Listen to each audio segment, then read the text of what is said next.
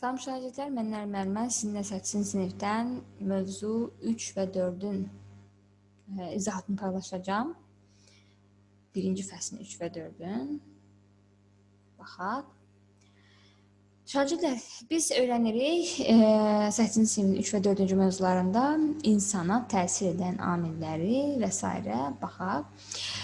Antropogenezin hərəkət verici qüvvələri. Qısaca baxacaq, antropogenez nədir? Antropogenez insanın əmələ gəlməsidir. Antropos insan, genesis mənşə sözlərinin birləşməsindən əmələ gəlməsidir. Yəni, müasir insanın formalaşması, necə əmələ gəlməsidir, məhz biz antropogenez sayəsində öyrənirik. Antropogenezin hərəkət verici qüvvələri iki yerə bölünür: bioloji və sosial. Bioloji amillər hərəkət verici qüvvələr deyəndə biz öyrənmişik indiyə qədər ki, bütün canlılara təsir edən, yəni bütün canlılarda baş verən bioloji proseslər hamısı insanlarda da var. Yəni qidalanma, ifrazat, çoxalma, hərəkət və s. Bu gün isə biraz daha geniş öyrənirik. İnsanı formalaşdıran amillər olaraq, bioloji olaraq irsi dəyişkənlik, yaşamaqla mübarizə və təbii seçmə. Yəni bu əlamətlər hər üçü şagirdlər belə deyək, heyvanlar aləminə də təsir edən və yaxud da bütünlüklə canlılar aləminə təsir edən xüsusiyyətlərdir. İrsi dəyişkənlik biz öyrənmişik ki, artıq bütün canlılarda irsi məlumat daşıyan xromosomlar vardır. Xromosomlar hüceyrələrin nüvələrində yerləşir, təbii ki, eukaryotlarda və həmin irsi məlumatlar nəsildən nəslə ötürülür. Amma bəzən həmin bu xromosomlarda dəyişkənliklər, yəni mutasiyalar baş verir və xromosomlar dəyişkənlik baş verir. Yəni, valideynə biraz daha fərqli əlamətlərə malik olan yeni nəsil inkişaf edir. Və əgər həmin əlamət, yeni əmələ gələn əlamət yaşadığı nəslin, fərdin yaşadığı mühit üçün əlverişli bir əlamətdirsə, bu zaman əlamət möhkəmlənir və həmin ərazi yaşayan fərdlər arasında yayılır. Yəni, yeni əmələ gələcək fərdlərdən söhbət gedir. Yaşamaq uğrunda mübarizə şərti bütün canlılarda var, o cümlədən insanda da var. Yaşamaq uğrunda mübarizənin qısaca 3 növü var. Fərdlər arası, növlər arası, növ daxili və əlverişsiz mühitlə. Qısaca əlverişsiz mühitlə bağlı deyək, misal üçün, yağış yağır, insan nə edir? Çətir açır. Hava soyuyur, insan nə edir? Qalın geyməyə çalışır ki, üşüməsin və yaxud da ilk əmələ gələn insanlardan danışsaq, yaşamaqla mübarizədən hava soyuqla nə iş görürdülər? Od qalıyırdılar, mağaralarda gizlənirdilər, yağış yağırdı, qar yağırdı, mağaralarda gizlənirdilər və yaxud da digər canlılardan qorunurdular, yırtıcı heyvanlardan qorunmaq üçün birlik əmələ gətirdilər, yəni oddan istifadə edirdilər, müxtəlif şiş uclu əşyalar hazırlayırdılar. Bu yaşamaq uğrunda mübarizə, belə deyək də, yaşamaq uğrunda mübarizənin göstəriciləri də bunlar və təbii seçmə. Təbii seçmə nədir? Hər hansı bir növ üçün yararlı fərdlər təbii seçmə nəticəsində salamat qalır, yararsız fərdlər isə tələf olur. Belə bir misal deyək. Misal üçün, 10 nəfərdən ibarət insan toplusu var, söhbət gedir ilk əmələ gələn insanlardan. Bunların dalıyla bir ayı qaçır. Ayı hansı fərdi tutub yeyə biləcək? Qocadırsa, xəstədirsə və yaxud da belə deyək, fiziki qüsuru varsa, yəni misal üçün şikəstdirsə, daha zəif sürətlə qaçırsa, ayı artıq həmin fərdi tutacaq. Yəni həmin fərd geridə qalacaq. Ayı da təbiidir ki, geridə qalan fərdi qoyub daha da özünə əziyyət verib öndəki fərdlərə getməyəcək.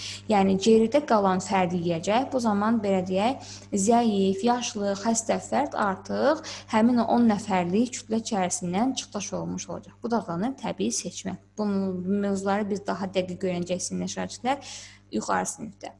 Və sosial amillər, sosial və ictimai amillər isə 4-lü biz olaraq bilirik. Əmək, nitq, şuur və ictimai həyat tərzi. Biraz daha geniş biz bu gün sizinlə öyrənəcəyik.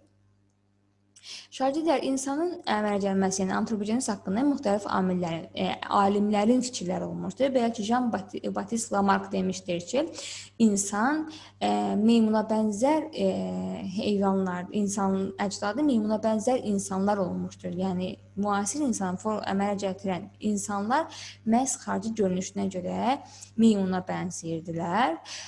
Darwin demişdir ki, bütün canlılar içərisində ən mükəmməl inkişaf səviyyəsinə çatmış varlıq məhz insandır, hətta bunu sübut etmişdir. Engel isə demişdir ki, insanı formalaşdıran amillər içərisində ictimai amillər əsas rol oynayır.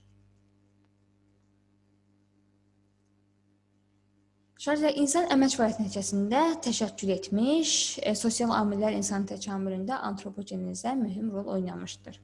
Deməli, insan əvvəlcə ən birinci əmək formalaşmışdır insanda şagirdlər. Yəni bunu biz növbəti slaytda biraz daha dəqiq deməli danışaq. Ona biz qısaca bunu deyək şagirdlər. Bircə yaşamışlar. Bircə yaşamışlar nəticəsində artıq insanlarda nitq formalaşmışdır. Nitq məhz qırtlağın irsi dəyişkənliyi nəticəsində formalaşmışdır. Biz bayaq dedik ki, irsi dəyişkənlik nəticəsində düzdürmü? Yeni bir əlamət formalaşır. Məhz qırtlağın forması dəyişmiş, yəni irsi olaraq qırtlağın forması dəyişmiş, nitq üçün daha uyğun bir vəziyyətə gəlmiş və həmin qırtlaq, yəni nitq üçün daha uyğun olan qırtlaq artıq daha yaxşı inkişaf etmişdir. Və nitqin inkişafı ilə əlaqədar olaraq isə artıq ünsiyyət, yəni mücərrəd təfəkkür formalaşmışdır. Bunları biraz daha öyrənəcəyik şagirdlər. Bu şəkillərə baxsan şagirdlər, deməli əvvəlcə deyirik ki, insanda dik yerimək formalaşmışdır. Yəni insan əvvəlcə meymunlar kimi belə deyək, ön ətraflarından da yerimə orqanı kimi istifadə etmişlər, yəni dəstək almışlar yerdən. İnsan birinci dik yerimişdir. Dik yerimək niyə görə baş vermişdir? Məhz əmək sayəsində baş vermişdir. Yəni insan ətraf mühitdəki əşyalardan əvvəlcə istifadə edir. Yəni misal üçün şiş uclu daşlardan götürüb istifadə etmişdir. Daha sonra həmin daşlara belə deyək, dəstək falan bərkitmişdir. Yəni artıq əmək alətlərini düzəltmişdir. Əmək alətləri düzəldəndən sonra artıq əllər yerimək orqanı olaraq funksiyasını itirmiş və insan başlamışdır dik gəzməyə. Dik gəzməyə başladıqdan sonra, yəni əməkdə formalaşandan sonra artıq insanlar arasında əmək bölgüsü baş vermişdir. Yəni bir cəmiyyətdə, bir insan toplusunda, yəni söhbətin ibtidai insanlardan gedir.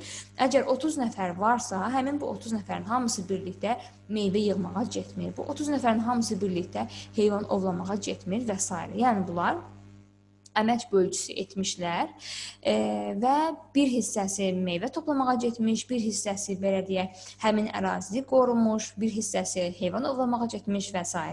Yəni əmək bölgüsü baş vermişdir. Əmək bölgüsü baş vermiş və insanlar artıq belə deyək, əmək bölgüsü nəticəsində ictimai həyat formalaşmışdır. Yəni bunlar artıq bir yerdə yaşamışdırlar.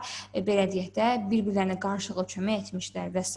və ən sonda ictimai həyat nəticəsində insanda qırtlağın da bayaq dediyimiz kimi irsi dəyişkənliyi nəticəsində nitq formalaşmışdır. Deməli, ən son nitq formalaşmışdır. Artıq belə deyək, nitqə bir ehtiyac duyulmuşdur ki, fərdlər misal üçün heyvan ovuna gedirlərsə, təbii ki, bir-birinə qışqırmaq əvəzinə hər hansı bir konkret sözlərdən istifadə etməyə artıq məcbur olmuşlar və nitq formalaşmışdır.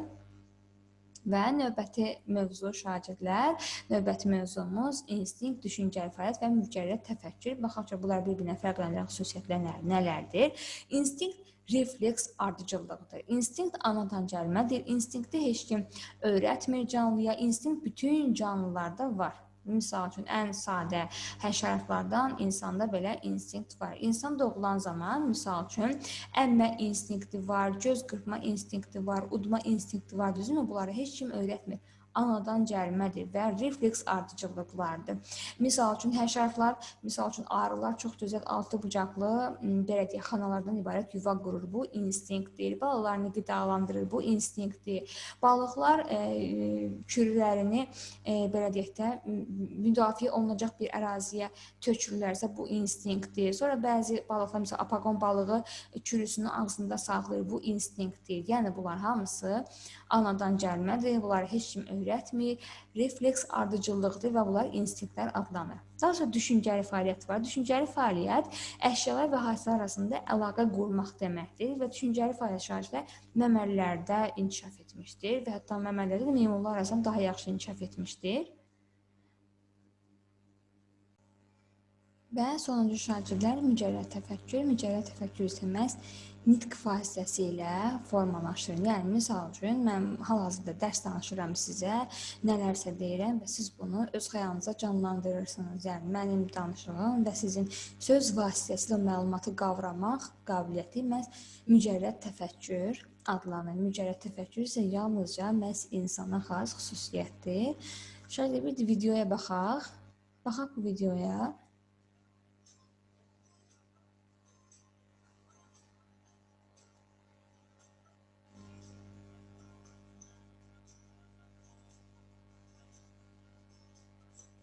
Yəni burada quş ətrafdakı daşları yığaraq suyun içərisinə atır və belə deyək, su yuxarı qalxdıqca suyu içir. Burada quş artıq ətrafdakı əşyalarla bağlantı qurmağı bacarır. Düzdürmü? Yəni ətrafdan baxır, böyük, iri həcmli daşları tapır, suyun içərisinə atır və suyu içir. Bu əslində düşüncəli fəaliyyətdir. Yəni bu instinkt deyil. İnstinkt ola bilər ki, hər hansı bir əşyanı aparar yuvasını qurar, balasına baxar, balasını qidalar və s. Burada isə artıq quş ətrafdakı əşyalar arasında əlaqə qurmağı bacardı. Necə ki, bizim kitabımızda deyir, yuxarıdan asılmış bir banana çatmaq üçün meymun yeşikləri üst-üstə yığır. Burada da quş onun kimi, yəni suya çatmaq üçün, suyu içə bilmək üçün suyun içərisinə daşlar atır. Yəni bu düşüncəli fəaliyyətdir. Yəni harda ki bizim kitabımızda yazılır, biz deyirik ki, düşüncəli fəaliyyət məhz məməlilərdə inkişaf etmişdir. Sırf bu da beynin inkişafı ilə əlaqədardır. Yəni ön beyin daha yaxşı inkişaf etmişdir məməlilərdə, buna görə də deməli düşüncəli fəaliyyət var, amma baxın, yəni bu video artıq bizim öyrəndiyimizi əksini deyir ki, burada quş artıq düşüncəli fəaliyyət formalaşmışdır quşda. Yəni heyvanlar arasında, hətta canlılar arasında bizim belə deyək də öyrəndiyimizdən daha fərqli xüsusiyyətlər peyda ola bilir. Dərsimiz bu qədər şagirdlər. Ümidvaram ki, iradımızı bəyəndiniz. Növbəti mövzulardan xəbərdar olmaq üçün kanala abunə olmağı unutmayın. Uğurlar.